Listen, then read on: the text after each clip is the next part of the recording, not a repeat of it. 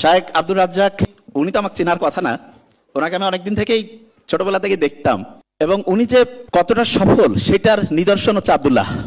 একজন বাবা আসলে কতটা ভালোভাবে সন্তানকে মানুষ করছে সেটার নিদর্শন কিন্তু সন্তানের ক্যারেক্টার, সন্তানের বড় হওয়া দেখলে আমরা বুঝতে পারি।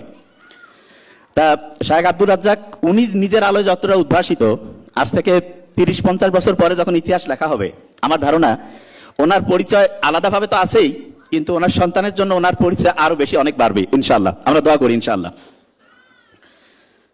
যে জিনিসটা বলতেছিলাম, আমি যত জায়গায় যাই কখনো কিন্তু এরকম পাই না যে সাধারণত বাবা অসাধারণ হয়েছে সন্তান অসাধারণ। তার মানে হচ্ছে যে বাবা নিজে যেটা অন্যকে বলছেন সন্তানের ক্ষেত্রে সেইটাই উনি অ্যাপ্লাই করেছেন। শুনতে হবে কিন্তু, আমি ধরবো। এবং আমরা অনেকে জানি কিন্তু অ্যাপ্লাই করি না, এই কারণে অসাধারণ হইতে পারি না। জানি কিন্তু অ্যাপ্লাই করি না। উনি যেটা জানেন উনি এটা মনে প্রাণে বিশ্বাস করেন এবং এই জন্য উনি অ্যাপ্লাই করেন। অনেকেই বলে যে ওনার দেখলেই অনেকে একটা ভয়ের তটস্থ ভাব হয়ে যায়, না জানি কি করে। আমি সত্যিটাই বলি, কিন্তু ওনার যে আন্তরিকতা, আমি তো আজকে ফার্স্ট দেখলাম।